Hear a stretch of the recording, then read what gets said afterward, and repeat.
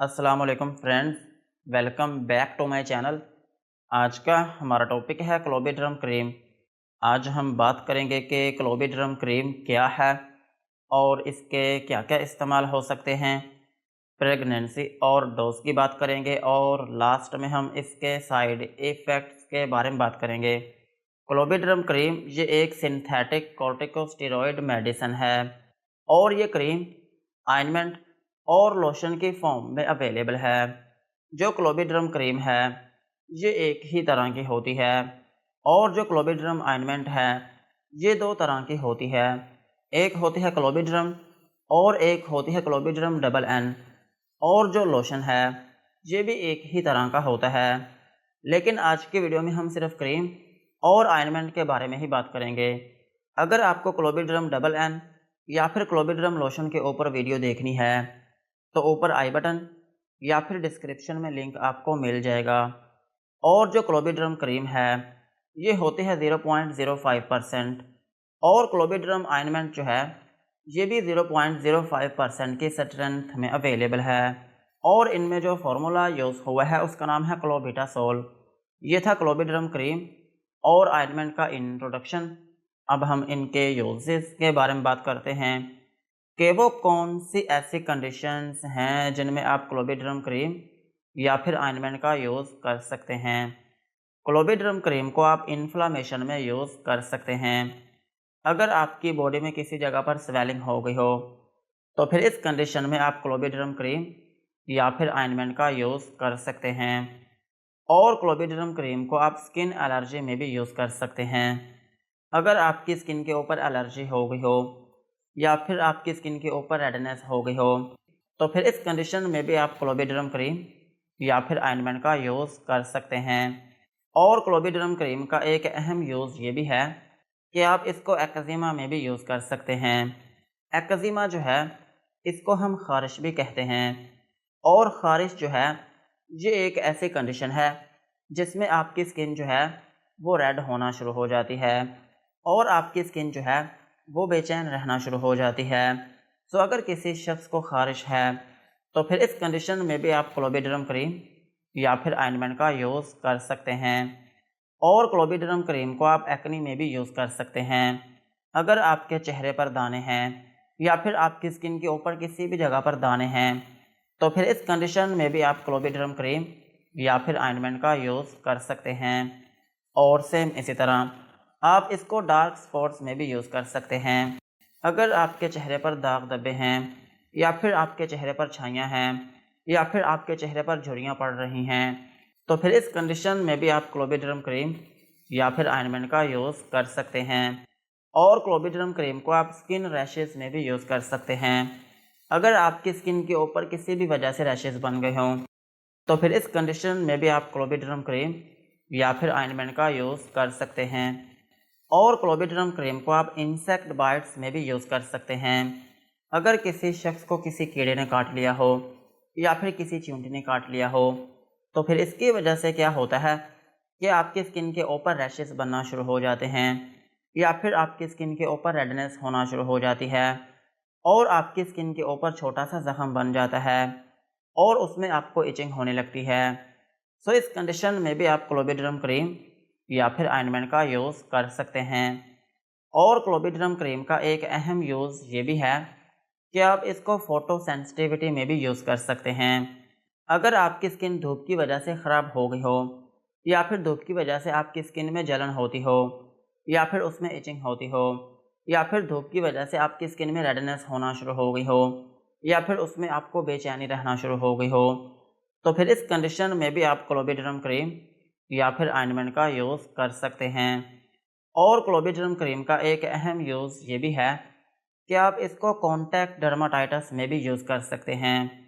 Contact dermatitis जो है ये एक ऐसी कंडीशन है जिसमें कुछ सब्सटेंस ऐसे होते हैं जो कि आपकी स्किन के ऊपर एलर्जी करना शुरू कर देते हैं।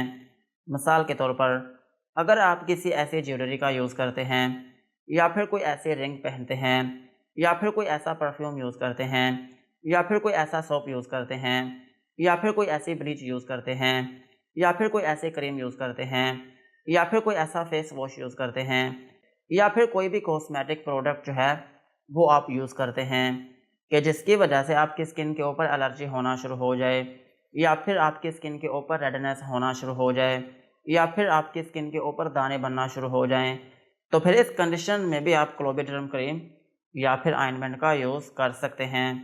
और क्लोबिड्रम क्रीम को आप क्रोनिक हाइपर केराटोटिक एक्जिमा में भी यूज़ कर सकते हैं।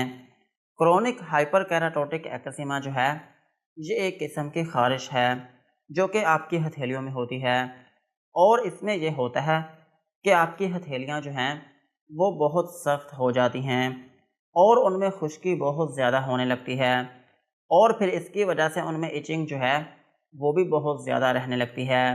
सो अगर आपकी हथेलियों में कोई ऐसी कंडीशन है तो फिर इस कंडीशन में भी आप क्लोबिड्रम क्रीम या फिर ऑइंटमेंट का यूज़ कर सकते हैं। और क्लोबिड्रम क्रीम को आप क्रोनिक हाइपर केराटोटिक सोराइसिस में भी यूज़ कर सकते हैं।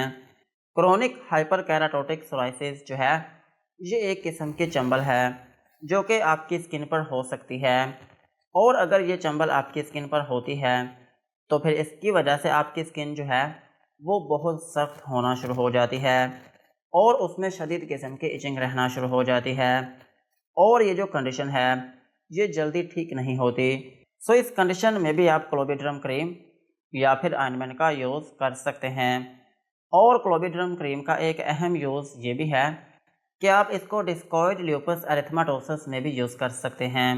डिस्कॉइड ल्यूपस एरिथेमेटोसिस जो है ये एक ऐसी कंडीशन है जिसमें आपकी स्किन के ऊपर रेड कलर के ज़ख़म बनना शुरू हो जाते हैं, और ये जो ज़ख़म होते हैं ये दिखने में सिक्के की तरह गोल होते हैं, और इनकी जो अपीयरेंस होती है वो स्केली होती है। और स्केली लीजन जो हैं वो ऐसे होते हैं कि जिनमें आपकी स्किन की जो ऊपर वाली लेयर होती है वो उतरना शुरू हो जाती है, और अगर ये आपके चेहरे पर बनते हैं तो फिर इसकी एक अहम अलामत ये होती है कि ये दिखने में बटरफ्लाई की तरह होते हैं, और ये आपके नोज़ से गुजरते हुए आपकी दोनों चीक्स को कवर करते हैं, और इस तरह से इनकी जो शेप है वो बटरफ्लाई की तरह बन जाती है। सो इस कंडीशन में भी आप क्लोबिड्रम क्रीम या फिर ऑइंटमेंट का यूज़ कर सकते हैं। और क्लोबिड्रम क्रीम को आप किलोइड स्कारिंग में भी यूज़ कर सकते हैं। किलोइड स्कारिंग जो है ये भी आपकी स्किन की ही एक कंडीशन है, और इसमें यह होता है कि आपकी स्किन के ऊपर ब्लैक कलर के ज़ख़म बनना शुरू हो जाते हैं। इस कंडीशन में भी आप क्लोबिड्रम क्रीम या फिर ऑइंटमेंट का यूज़ कर सकते हैं। और क्लोबिड्रम क्रीम को आप लाइकन प्लेनस में भी यूज़ कर सकते हैं। लाइकन प्लेनस जो है ये एक ऑटो इम्यून डिजीज़ है, और इसमें यह होता है कि आपकी स्किन के ऊपर एक गांठ सी बन जाती है। सो अगर आपकी स्किन के ऊपर कोई ऐसी कंडीशन है तो फिर इस कंडीशन में भी आप क्लोबिड्रम क्रीम का यूज़ कर सकते हैं। और क्लोबिड्रम क्रीम का एक अहम यूज़ ये भी है कि आप इसको इम्पिटाइगो में भी यूज़ कर सकते हैं। इम्पिटाइगो जो है ये एक ऐसी कंडीशन है जिसमें आपकी स्किन के ऊपर छाले बनना शुरू हो जाते हैं, और ये जो छाले होते हैं इनमें फ्लूइड होता है, और ये जो फ्लूइड होता है ये आपकी स्किन के ऊपर इन्फेक्शन करना शुरू कर देता है, और फिर इस इन्फेक्शन की वजह से आपकी स्किन के ऊपर ज़ख़म बनना शुरू हो जाते हैं, और ये जो ज़ख़म होते हैं ये दिखने में येलो होते हैं। अगर आपकी स्किन में कोई ऐसी कंडीशन है तो फिर इस कंडीशन में भी आप क्लोबिड्रम क्रीम का यूज़ कर सकते हैं। और क्लोबिड्रम क्रीम का एक अहम यूज़ ये भी है कि आप इसको बुलस पेम्फिगोइड में भी यूज़ कर सकते हैं। बुलस पेम्फिगोइड जो है ये एक ऑटो इम्यून डिजीज़ है, और इसमें ये होता है कि आपकी स्किन के ऊपर बहुत बड़े बड़े छाले बनना शुरू हो जाते हैं, और ये जो छाले होते हैं इनमें पानी होता है, और इनकी एक अहम अलामत ये होती है कि जिस जगह पर ये बनते हैं ये उस जगह पर बहुत शदीद किस्म की इचिंग करना शुरू कर देते हैं। सो इस कंडीशन में भी आप क्लोबिड्रम क्रीम का यूज़ कर सकते हैं। ओवरऑल अगर हम बात करें तो क्लोबिड्रम क्रीम और ऑइंटमेंट जो हैं ये एक स्टेरॉयड मेडिसिन है। अगर आपकी स्किन के ऊपर स्वेलिंग हो गई हो, या फिर आपकी स्किन के ऊपर रेडनेस हो गई हो, या फिर आपकी स्किन के ऊपर एलर्जी हो गई हो, या फिर आपकी स्किन के ऊपर रैशेस बनना शुरू हो गए हों, या फिर आपकी स्किन के ऊपर दाने बनना शुरू हो गए हों, या फिर आपकी स्किन के ऊपर दाग धब्बे बनना शुरू हो गए हों, या फिर आपकी स्किन के ऊपर ख़ारिश होती हो, तो फिर इन कंडीशंस में आप क्लोबिड्रम क्रीम या फिर ऑइंटमेंट का यूज़ कर सकते हैं। यही थे इनके यूजेस। अब हम इनके डोज के बारे में बात करते हैं। अगर आपकी एज 18 साल से ज़्यादा है तो फिर आप इसकी 0.05% की जो क्रीम है या फिर आप इसकी 0.05% की जो ऑइंटमेंट है, ये आप जिस जगह पर आपकी स्किन के ऊपर प्रॉब्लम हो उस जगह पर दिन में 2 मरतबा तक अप्लाई कर सकते हैं। और इस क्रीम और ऑइंटमेंट का जो ड्यूरेशन है वो 2 वीक्स तक होता है, यानी कि आप इनको मुसलसल 2 वीक्स तक यूज़ कर सकते हैं। लेकिन अगर आपकी प्रॉब्लम फिर भी ठीक नहीं हो रही तो फिर इस केस में आप इस क्रीम या फिर ऑइंटमेंट को यूज़ करना बंद करें और फ़ौरी अपने डॉक्टर से बात करें। और अगर हम बात करें बच्चों की, तो बच्चों में इस क्रीम या फिर ऑइंटमेंट को यूज़ किया जा सकता है। और अगर हम बात करें प्रेगनेंसी की, तो प्रेगनेंसी में ये एफडीए कैटेगरी सी में फॉल करती है, जिसका मतलब ये है कि ये क्रीम और ऑइंटमेंट जो हैं ये प्रेगनेंसी में यूजुअली सेफ़ नहीं है। लेकिन फिर भी अगर ज़रूरत पड़ती है तो फिर इस केस में आप इनकी लो टू मीडियम डोज जो है वो आप दिन में 1 से 2 मरतबा तक यूज़ कर सकते हैं। और ब्रेस्ट फीडिंग मदर्स जो हैं वो इस क्रीम या फिर ऑइंटमेंट को यूज़ कर सकती हैं। और क्लोबिड्रम क्रीम और ऑइंटमेंट जो हैं ये सेम ऐसे ही हैं कि जैसे क्लोबिवेट क्रीम है या फिर जैसे डर्मावेट क्रीम है, सिर्फ फ़र्क ये है कि इनका ब्रांड नेम डिफरेंट है। सो यही थी इनकी डोज। अब हम इनके साइड इफ़ेक्ट्स के बारे में बात करते हैं कि अगर आप क्लोबिड्रम क्रीम या फिर ऑइंटमेंट का यूज़ करते हैं तो आपको क्या क्या नुकसानात हो सकते हैं। क्लोबिड्रम क्रीम या फिर ऑइंटमेंट को यूज़ करने से आपको हाइपर सेंसिटिविटी रिएक्शन हो सकता है, यानी कि आपकी स्किन के ऊपर रैशेस या फिर उसमें एलर्जी हो सकती है।